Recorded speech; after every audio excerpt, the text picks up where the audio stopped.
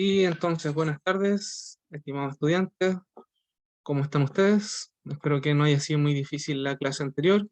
Las soluciones están ya arriba. Muy buenas tardes, buenas tardes. Em, ¿Cómo se han encontrado entonces con el tema de los vectores? ¿Qué tan aptos se vieron ayer en el problema del hexágono regular? Tenía mucha aplicación de lo visual. Hoy día vamos a ver entonces un traspaso de las señales visuales a vectores algebraicos para poder hacer sumas y restas más fáciles. ¿Sí? Partamos entonces con el 1. Vamos a la whiteboard.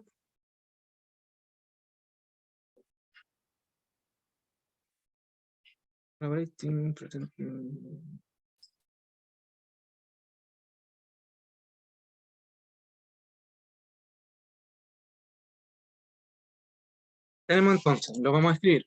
Página 1 del whiteboard, tenemos unos vectores que definen como i más 2j más 3k, ¿sí?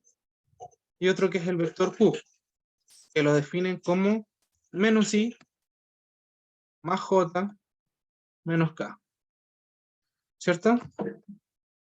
Lo primero que nos preguntan es calcule el vector p más q y su magnitud.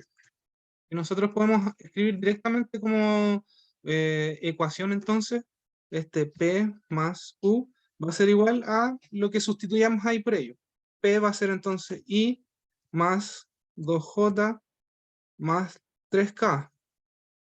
Y Q va a ser menos I más J menos K. Suman cada uno en sus mismos términos, entonces I menos I queda en 0I 2J más J, nos quedaría 3J, y más 3K menos K nos quedaría 2K. ¿Cierto? Y ahí tenemos entonces la respuesta para la primera parte de la pregunta 1, que sería calcule el vector P más Q. Ese es el vector P más Q. Pero ¿cuál sería su magnitud? Y bueno, nosotros tenemos una forma de medir la magnitud de un vector, que va a ser el cuadrado, o sea, la raíz cuadrada, ¿sí? De la magnitud de cada uno de sus componentes al cuadrado. Por ejemplo, x al cuadrado más y al cuadrado más z al cuadrado. Y en este caso en específico,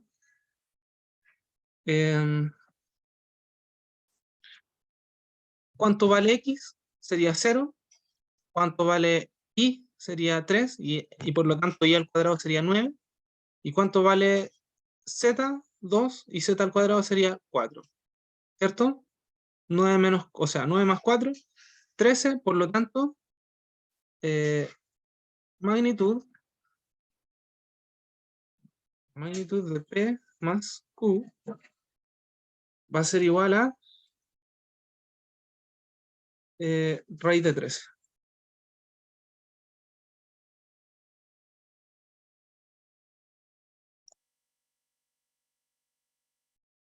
¿Alguna pregunta hasta ese momento? ¿Algo que no les quede claro de cómo se aplicaron las cosas? Si no, vamos a seguir con la guía. ¿Ya? Nos preguntan entonces, después de eso, ¿cuál sería el vector P menos Q? Y bueno, de la misma forma en que ocupamos P más Q, también lo vamos a hacer algebraicamente, y P menos Q entonces va a ser lo mismo, y más 2J más 3K. Ahora, menos lo que es el Q, que sería entonces más I menos J más K. Y eso nos va a dar, las I con las I, sería 2I, las J con las J, 2J menos J, sería más J, y las K con las K, más 3K, más K sería más 4K. Ese sería el vector P menos Q entonces. Y al final nos preguntan por calcula el vector unitario en la dirección de P más Q. Y un vector unitario, lo vamos a escribir acá, vector unitario va a ser igual a el vector dividido por la magnitud del mismo vector. ¿Sí? Porque, por ejemplo, si yo digo que tengo un vector de 25 metros por segundo hacia el noroeste, 53 grados, eh, nos preguntan cuál sería entonces el unitario que nos dice esa dirección. Y bueno, en realidad tiene que ser un múltiplo del vector grande. Pero ¿cuánto sería ese múltiplo? Sería igual a 1 partido por su propia magnitud. Pero nosotros ya sacamos la magnitud de P más Q, ¿cierto? Y de hecho sacamos P más Q más la magnitud de P más Q.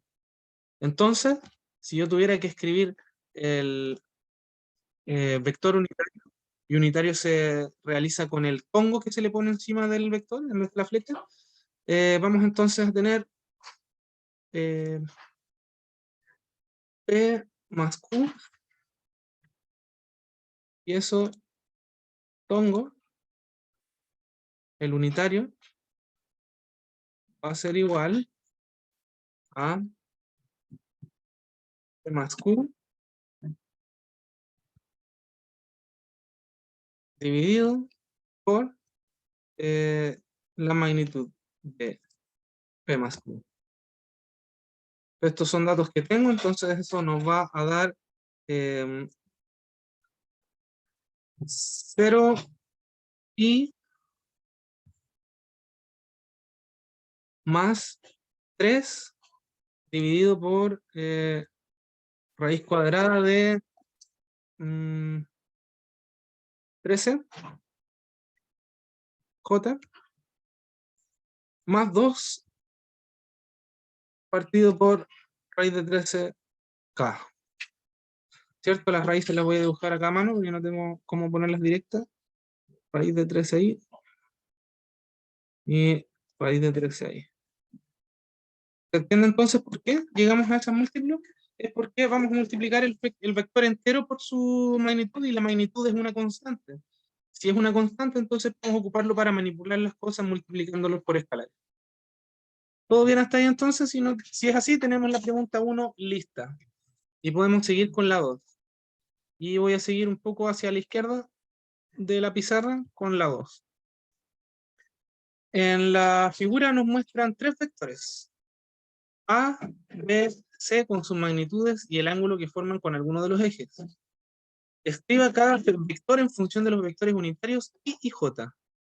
Y encuentre la suma de los tres vectores. Muy bien.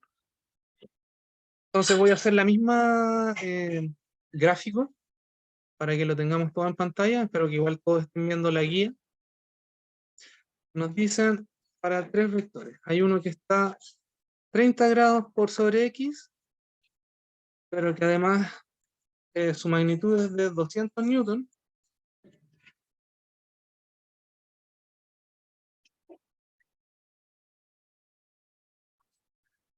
Y su ángulo de 30 grados.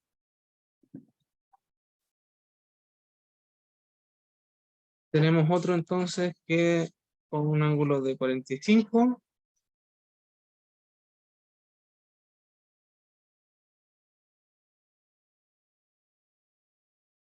y una magnitud de 300 newton.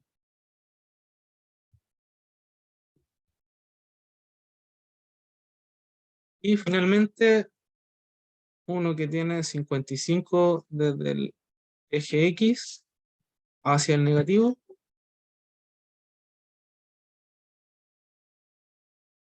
y que tiene una magnitud de 155 newton. ¿Qué hacemos aquí entonces? Yo me voy a correr un poquito hacia la izquierda para poder escribir. Nos piden entonces escribir cada vector en función de los vectores unitarios I y J.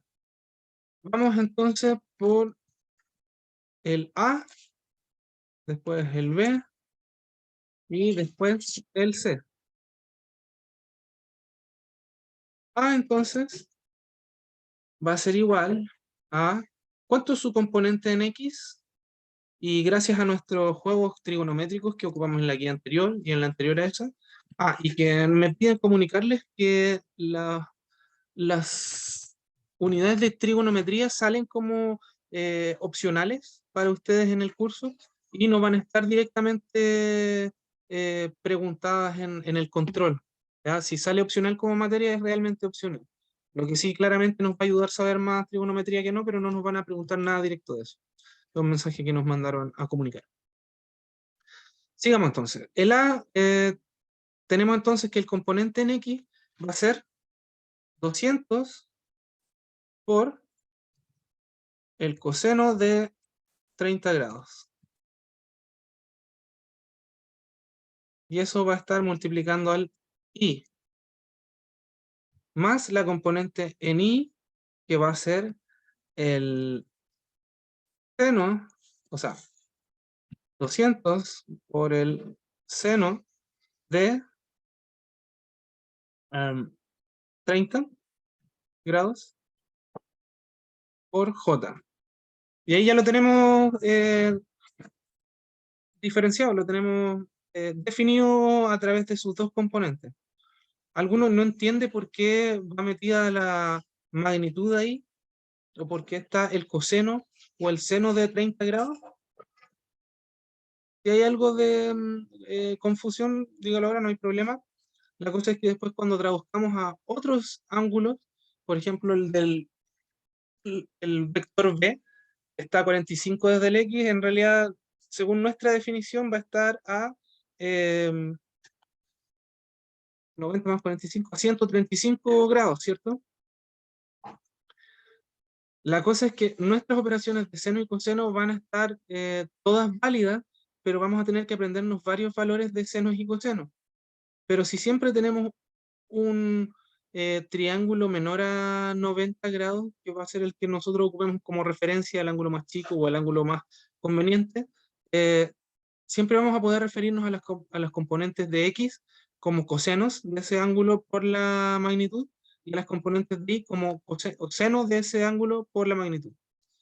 Entonces, con el mismo espíritu de eso, podemos construir lo que sería el ángulo B en sus partes de vectores unitarios, que sería entonces 300 por coseno de 45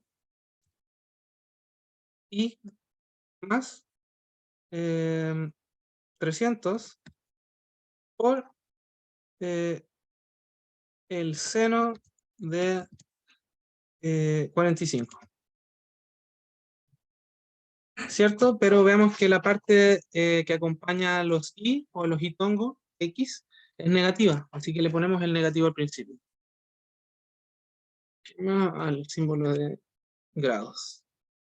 ¿Todo bien hasta entonces? Si es así, podemos continuar con el vector c, y ese vector c va a ser lo mismo que 155, bueno, pongámosle al tiro que es negativo porque es una parte negativa hacia el x, va hacia el lado izquierdo, y para el y también es negativo porque va hacia abajo.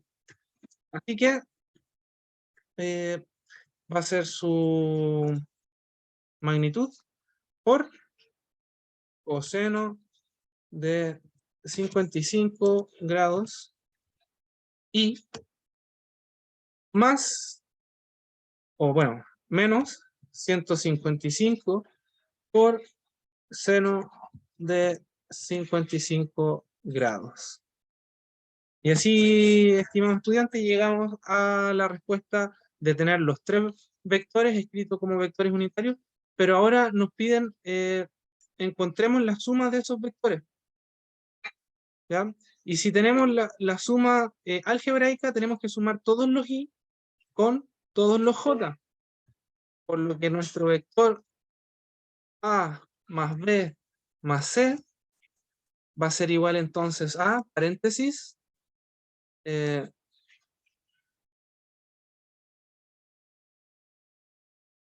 espérense un poquito,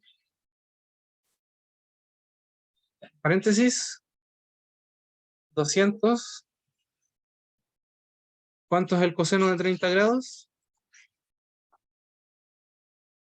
Estos son de los, ¿cómo se dice? Resultados notables porque son cosas que van a aparecer bien seguido. El coseno de 30 grados es 0,866. Pero ocupemos dos decimales para no complicarnos tanto.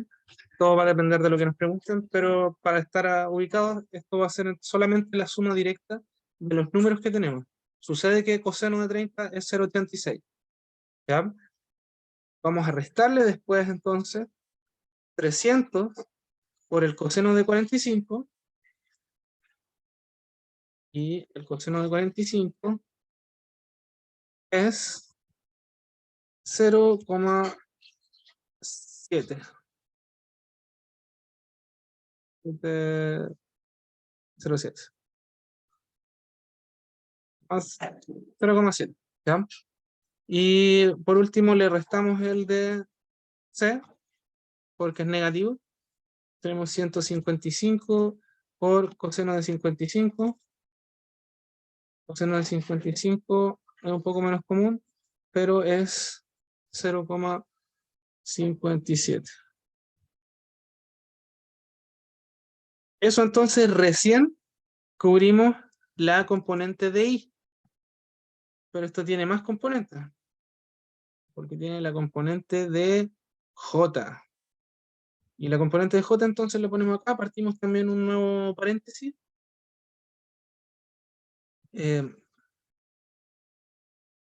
200 seno de 30, 200 por el seno de 30, que es 0,5.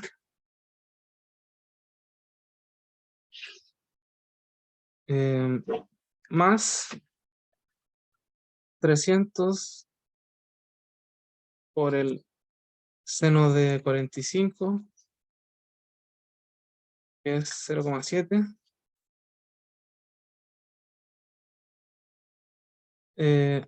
Menos, porque el último es negativo, 155 por seno de 55.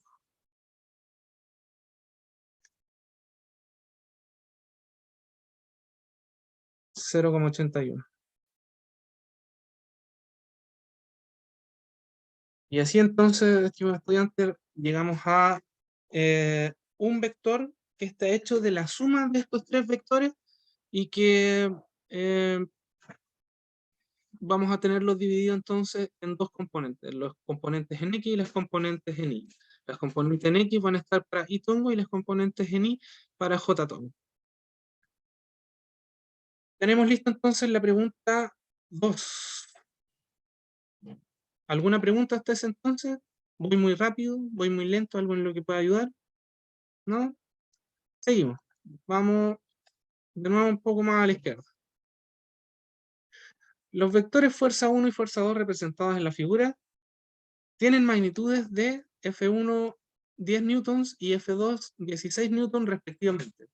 Encuentre un vector fuerza 3 tal que la suma de los tres vectores sea 0.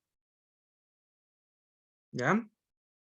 Y lo que nos pasan ahí entonces es un gráfico en el que tenemos nuestros conocidos ejes X e Y, pero la fuerza 1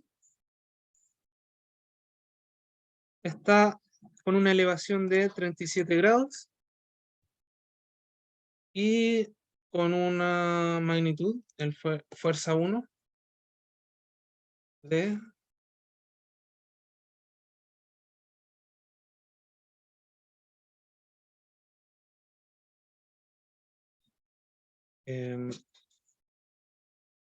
10 newtons. Y otro vector que está solamente en Y, que tiene una magnitud de 16 newtons.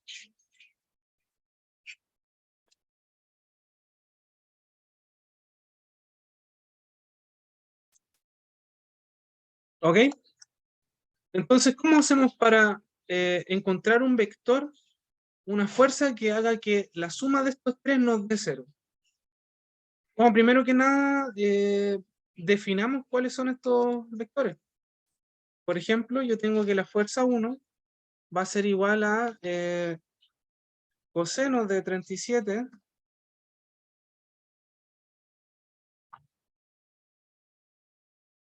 coseno de 37 grados y más seno de 37 grados J. Cada uno de esos por 10, que es la magnitud de la fuerza 1. Y tenemos la fuerza 2, va a ser igual a, ¿cuánto nos dice? 16 newton, pero solo tiene un aporte en J, así que 0i más 16 J.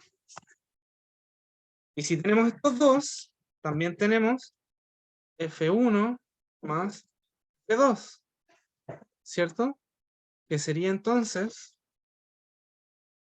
10 por coseno de 37, y coseno de 37 es 0,79.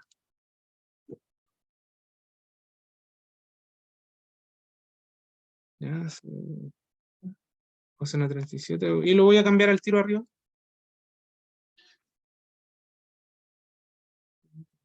79.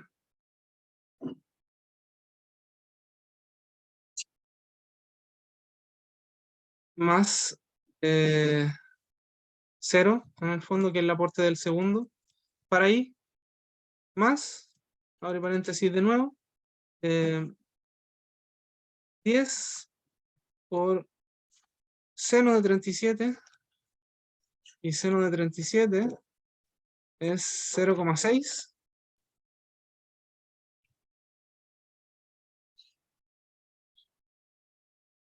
Y lo voy a cambiar también acá arriba.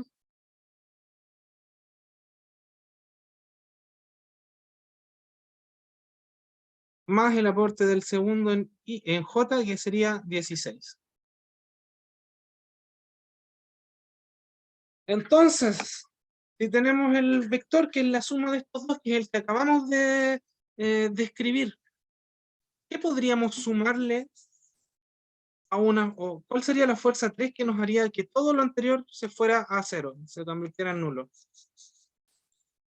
Y yo tengo una pista, o por lo menos una sospecha, de que fuerza 3 tendría que ser igual al negativo de F1 más F2, ¿cierto? Porque si yo llegara a sumarlo a F1 más F2, me saldría F1 más F2 menos F1 menos F2, ¿cierto? Y eso nos daría naturalmente, intuitivamente, un 0.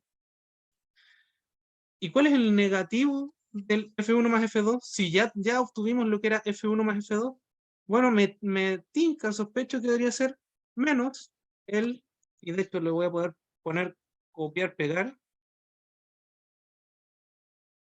menos esto, ¿cierto? Menos esto.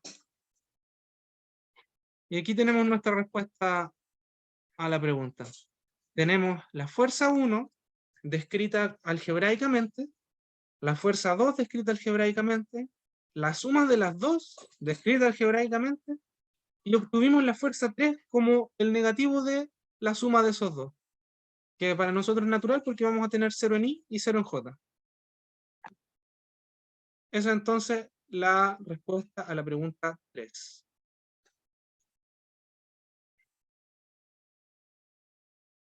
Corrámonos un poquito hacia la izquierda de nuevo en la pizarra.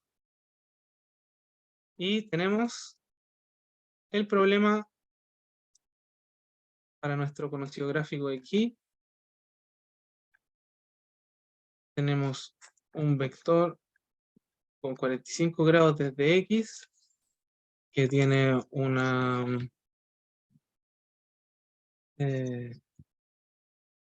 magnitud de 20 por raíz de 2, metros en Y, en X.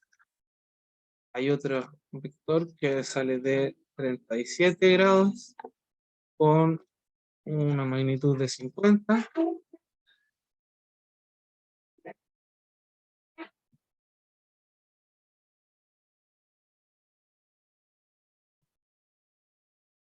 Y tenemos entonces lo que nos da. Encuentra el vector resultante de la suma de los dos vectores de la figura y la resta del vector de magnitud 50 menos el de magnitud 20. Definamos cada uno entonces antes de que podamos manipularlo. Etiquetemos este como el vector A y etiquetemos este como el vector B. El vector A, ¿cómo va a estar escrito algebraicamente?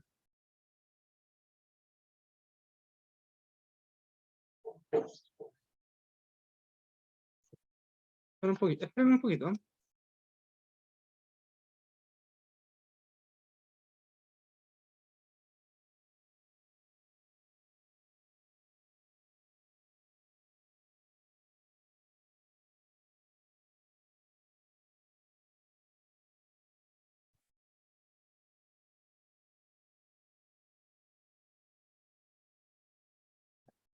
Ya.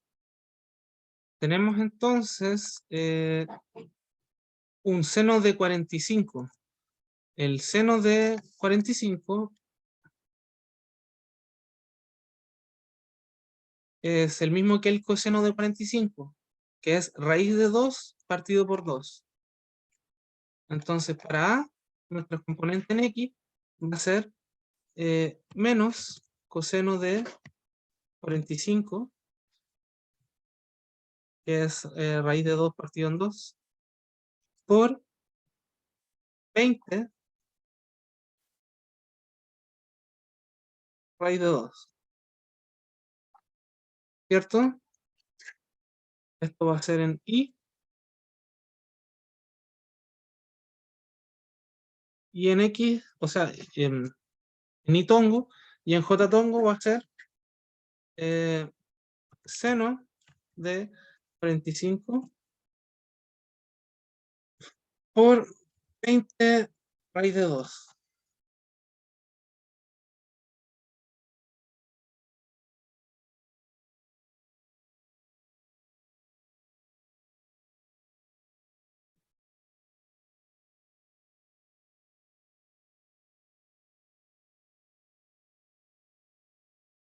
Y eso va a estar en J. Entonces ya tenemos representado el vector A de forma algebraica. Vamos al vector B. Si lo tenemos todo algebraico, va a ser más fácil ocupar una ecuación que tratar de hacer el método visual que vimos en las clases anteriores.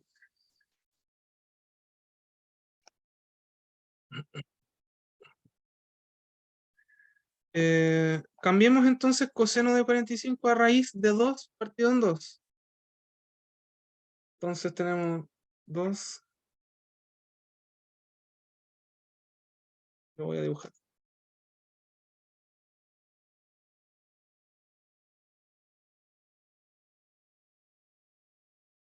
Raíz de 2 partido en 2. Por una raíz de 2. Entonces corrió un poquito.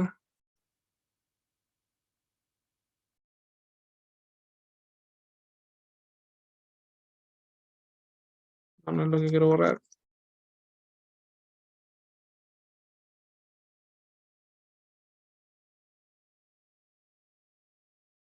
Bueno, no en caso de la raíz que no está en nada. Pero si se fijan para la parte de ni, tenemos raíz de 2 por raíz de 2 y eso partido en 2. Así que se va. ¿Sí? Esta con esta se hacen 2 y ese 2 se va con ese 2. Por lo tanto nos queda que A igual a 20i más seno de 45 también es raíz de 2 partido en 2. Y acá también había una raíz de 2 que se movió un poco. Pero entonces tenemos esa raíz de 2 que está ahí, que se va con esta de 2 y hace un 2, se va con el 2 que estaba dividiendo el del 45. Y que nos queda que A es igual a 20i más 20j. ¿Qué tal? ¿Quedó bonito eso? Profe, Por el... Sí, dígame. ¿no sería menos 20i? Menos 20i. Sí, sí, tiene toda Sí. la razón, pero no le había puesto desde arriba. Sí, así es, porque voy hacia el sentido negativo de x. Muchas gracias, Sofía. Seguimos entonces con el b. El b es lo mismo, pero para en la parte de y, lo que estaríamos haciendo sería coseno de 37, que son los grados de ese problema, por la magnitud del vector, que serían 50. Esto está todo en y, más lo que está en y o j, que sería el seno de 37 grados por 50. Eso en j. El seno de 37 es 0,6. Entonces lo voy a cambiar al tiro. 0,6. Y el coseno de 37 es 0,79.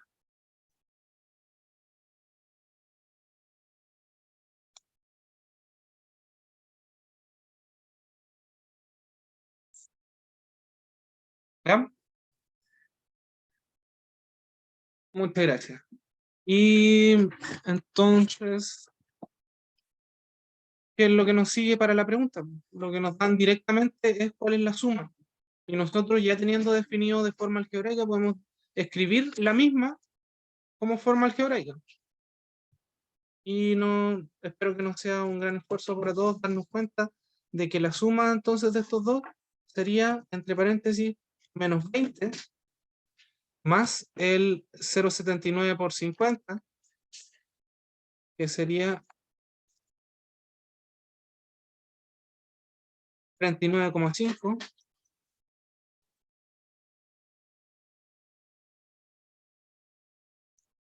en I, más el aporte de lo que va a ser en J, que sería 20 más 0,6 por 50, que sería eh,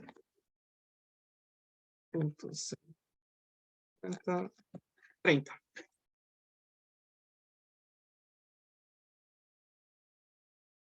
en J. Esos son, bueno, el trabajo numérico se los dejo a ustedes, no le voy a hacer el trabajo hasta el final, pero entienden entonces que lo único que hicimos fue definirlos de forma algebraica y después meterlos todos en una ecuación que era el A más B. Y la segunda pregunta que nos hacen, y que me voy a saltar porque los profes de los otros horarios me dijeron que necesitaban pasar más rápido las 6, es que nos dicen, ¿y cuál es la resta del vector de magnitud 50 menos el de 20? Bueno, sería para nosotros b menos a. Y b menos a lo voy a hacer pegando y copiando todo. B menos a va a ser igual a eh,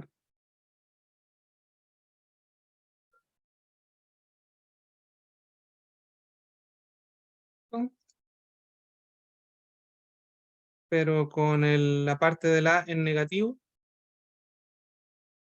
Así que si era menos 20, ahora es 20. Y más este aporte en J. Pero claramente la parte del A en negativo. Y si era positivo antes, ahora es negativo. Y ahí tenemos el B menos A que nos piden. Y la verdad no tuvimos que trabajar mucho más, sino que le hice un corte y pega de las cosas en positivo o negativo.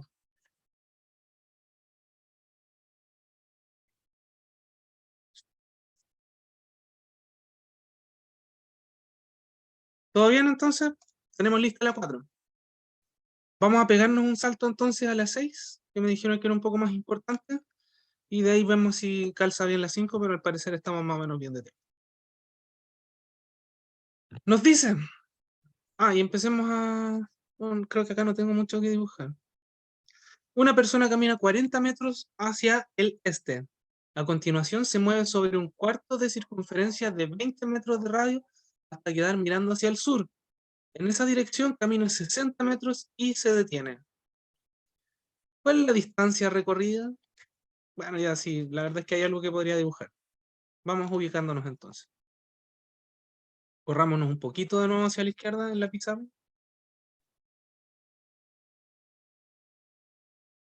¿Mm? Y hagamos más o menos el mismo dibujo. Primero que nada nos dice que se movió 40 metros hacia el este. Después que nos dice, y acá, qué útil tener estas figuras, curvó en un cuarto de curva, o sea, en un cuarto de circunferencia. Pero esta circunferencia tenía la propiedad de que su radio mide 20 metros. Por lo tanto, en realidad debería ser un poquito más grande.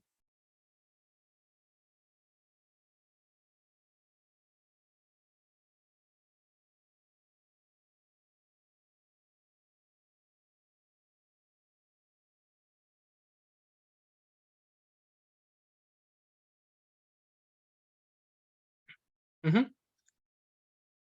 20 metros, doblo en un cuarto de eso y después prosigo hacia el sur. ¿Cuánto? 60 metros. ¿Cuánto sería la distancia recorrida entonces? También espero que no sea mucho salto cognitivo pensar que la distancia recorrida va a ser igual a 40 metros más un cuarto de perímetro de circunferencia. ¿Y cuánto es el perímetro de una circunferencia? 2πr, ¿cierto? Y el radio es de 20 metros, ¿cierto? La multiplicación de eso entonces, que sería un cuarto de 2π por 20, es lo mismo que 40π partido por 4, ¿cierto? Que es lo mismo que 10π. ¿Sí? Corríjanme igual si me equivoco, me puedo perder en cualquier parte del camino. Pero para mí eso es el cuarto de la circunferencia que recorrió solo para doblar hacia el sur, más los 60 metros. Y listo, esa es la distancia total. Y ahora nos preguntan, ¿cuál es el vector de desplazamiento y cuál es la magnitud que tiene este entonces? El vector de desplazamiento va a ser entonces algo que va desde, o sea, una flecha que va desde el punto de partida y que termina en el punto de llegada. O sea, cuánto me desplacé desde el momento en que partí y el que llegue abajo. Sí, pero acá tenemos algo parecido a lo que habíamos visto todo el rato en la construcción de vectores hasta este punto, que es, acá hay algo parecido a un triángulo rectángulo, por ejemplo, si lo completamos, sería algo como eso, ¿sí? ¿Cierto? Pero acá lo tenemos bastante más fácil porque terminando ese pedazo, sabemos que esto mide 20 porque es un radio de ese círculo. Y sabemos que esto mide 20 porque es un radio de ese círculo. Entonces, ¿cuál sería el vector de desplazamiento? El vector de desplazamiento va a ser entonces igual a ¿cuánto se movió en X o Itongo? Y se movió 60i menos, porque después bajó, si es que ponemos nuestro plano XY como norte hacia el Y positivo, sur hacia el Y negativo, oeste hacia el X negativo y este al X positivo. Entonces, realmente nos desplazamos 60 unidades hacia la derecha y después 80 unidades hacia abajo. ¿Cierto? No hay ninguna confusión hasta ese punto. Esto es más fácil de lo que se veía porque parece que nos iban a complicar un poco más con el círculo, pero al final son números bien enteros y bien bonitos para seguir el trabajo cocinado. Profe, Dígame. entonces el círculo no afecta el vector que se forma entre el inicio y el final. Porque, o sea, solo dijo que el espacio que faltaba ahí del círculo, del cuarto de círculo, era 20 que el radio. Ujú. Solo lo sumó y le dio como O la sea, sí, línea completa. pero Pero, pude hacer eso por cómo está hecho el problema, porque en el fondo, cuando empiezo a doblar, solamente me desplazo un radio más hacia la derecha.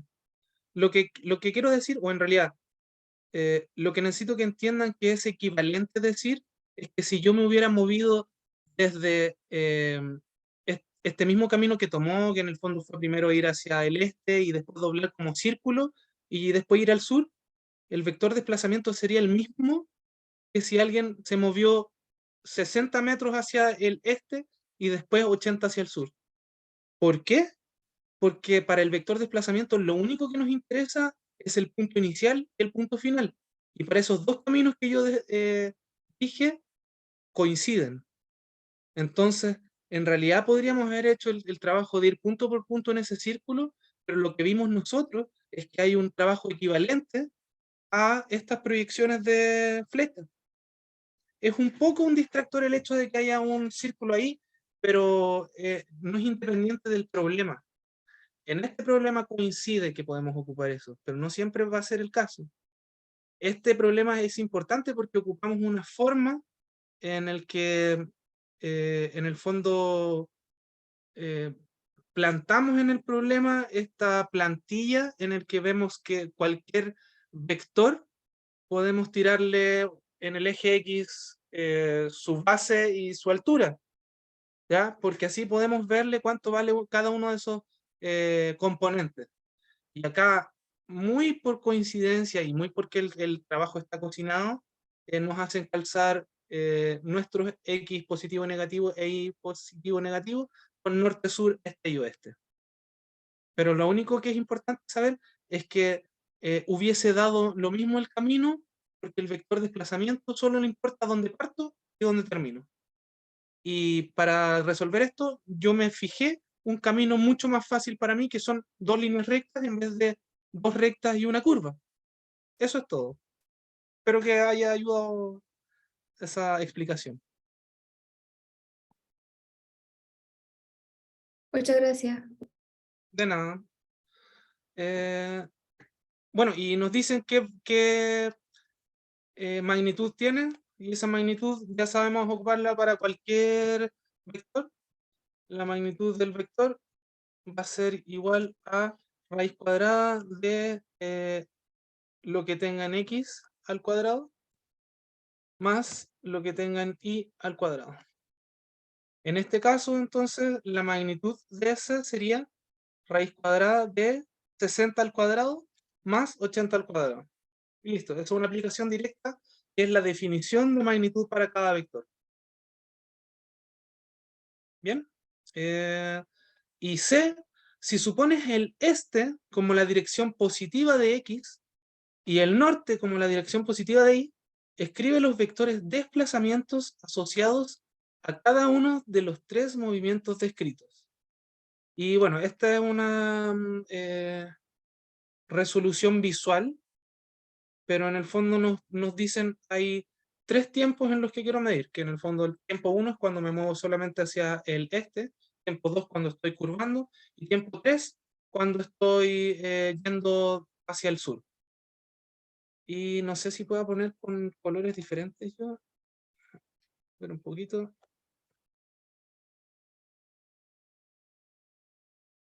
Un poquito, pero un poquito.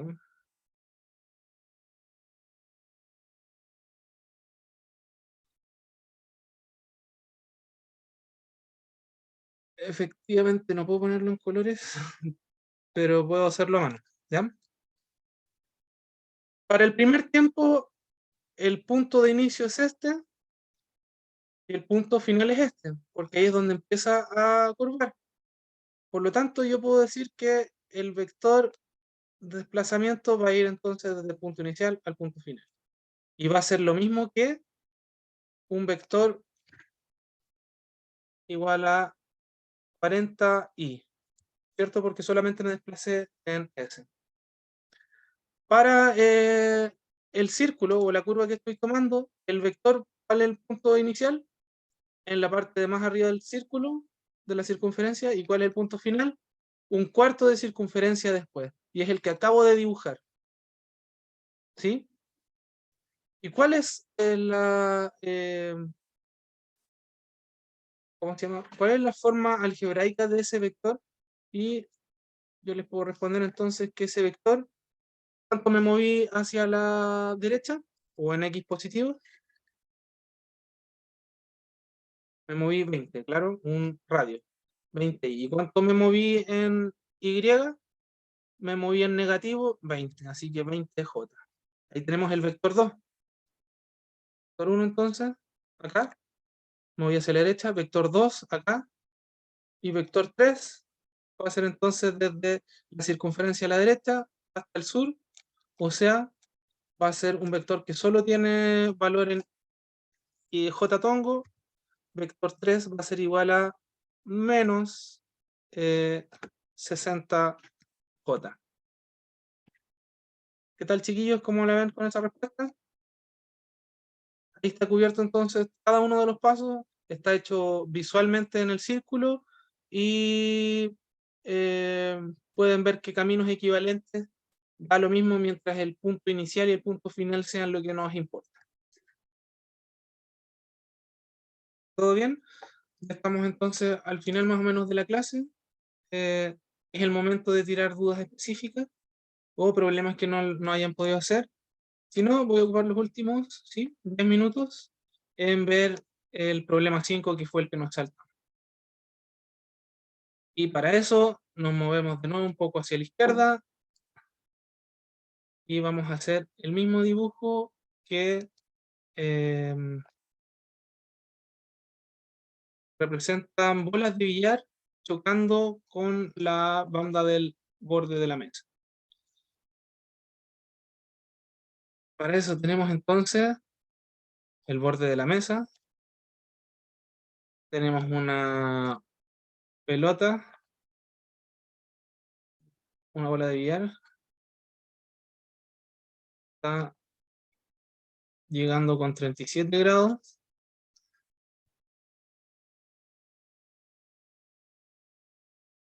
y que después se devuelve con esos mismos 37 grados, pero hacia arriba.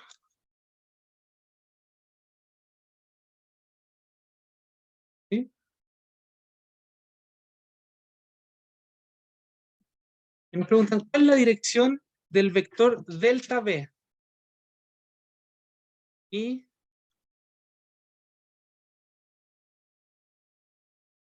delta, delta V va a ser igual entonces al vector final menos el vector inicial, ¿cierto? Esto es una definición de los deltas que es un cambio en algo. Y acá hubo un cambio de la velocidad con la que llegó a la velocidad con la que salió. ¿Sí? ¿Y cómo podrían definir entonces la velocidad inicial? Velocidad inicial para mí, en su aporte en X va a ser entonces el coseno de 37. Y esto lo podemos dejar expresado porque al final es una constante. Ahí ven ustedes con la calculadora si le ponen valores numéricos, pero esto es en sí un número que va a ser cuánto tenemos que multiplicar el I tongo para avanzar. Esto es por una constante de velocidad inicial, porque tiene que venir con una velocidad inicial, pero que nosotros no tenemos el valor. De hecho, Dice magnitud igual a B0. Bueno, pongámosle B0.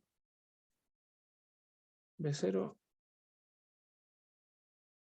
y más B0 por seno 37 en J. ¿Bien?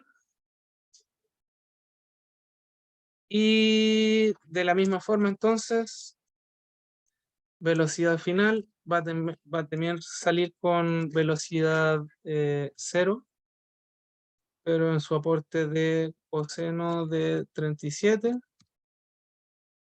Bueno, el de arriba, el inicial, viene hacia la mesa, así que la parte de J es negativa. Ya, velocidad final entonces sigue yendo hacia la derecha porque no hay nada en el fondo que le cambie su impulso hacia la derecha, así que se mantiene su movimiento. Y hacia arriba esta vez, en positivo, igual por seno de 37. Y según la definición del delta B que acabamos de escribir, ¿cuánto sería o cómo podríamos colocarlo algebraicamente? Y facilito. Velocidad final menos velocidad inicial va a ser igual entonces, para el X va a ser B0 por coseno 37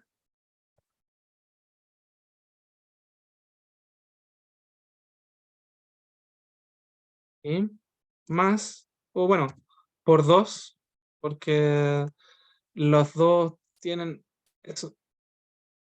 Nada que ver, nada que ver, nada que ver, nada que ver. Disculpa. Menos ese mismo, porque está en la resta. 0, 2, 37. ¿Sí? Eso es igual a 0 en Y, más su aporte en Y, que sería la final, y este sí sería 2 por B0 por sin de 37 en J. Ese sería entonces el vector delta B. Y en el fondo que nos dicen cómo cambió desde el momento 1 hacia el momento 2. Y si se fijan, todo esto que está acá seleccionado, o bueno, está destacado acá con el destacador, todo esto es 0 y se resta a sí mismo. ¿Qué nos puede decir entonces en el delta B? Significa que su velocidad en X no cambió. De hecho, si se fijan, si, tanto como se fue a la derecha al principio es lo que se va a la derecha al final. Pero nos dice que cambió 2 veces su velocidad con la que venía hacia abajo, pero hacia arriba. ¿Por qué? Primero una velocidad para que llegue a la velocidad 0 y después esa misma velocidad de cambio para que tenga uno hacia arriba. ¿Está bien? Espero que con eso se puedan ubicar en el tiempo. Y nos piden, escriba vectores de la velocidad. Bueno, es lo que acabamos de hacer, solo que el primero creo que al parecer iba a ser más visual, pero el método visual también va a ser poner la punta del segundo vector en donde termina el primero. Esto lo vimos en la clase anterior y la anterior a eso. Y nos preguntan entonces por este delta B, pero que lo hagamos algebraicamente y es lo que acabamos de hacer.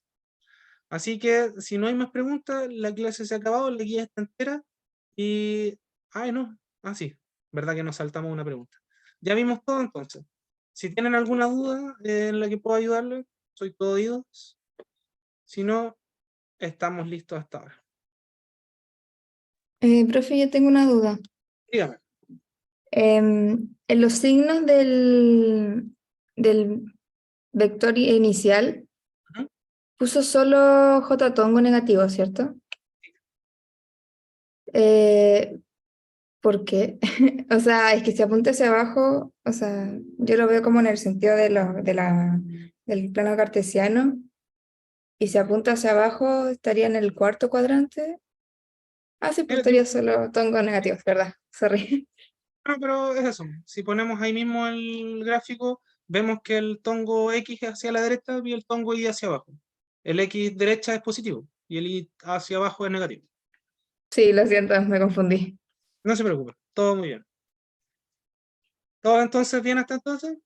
¿Alguna duda más de la pregunta esta o las anteriores? ¿O guías anteriores? ¿No? Entonces estamos cerrando la clase y nos estaremos viendo la próxima semana con nueva materia. Espero que tengan un buen control y un buen fin de semana y que se encuentren bien para poder empezar el año con todas las ganas. Así que por favor, desalojen la sala. Gracias, profe, chao. De nada, Sofía, que estén muy bien. Buen fin de semana. Igual. Adiós, Maximiliano, que estén muy bien.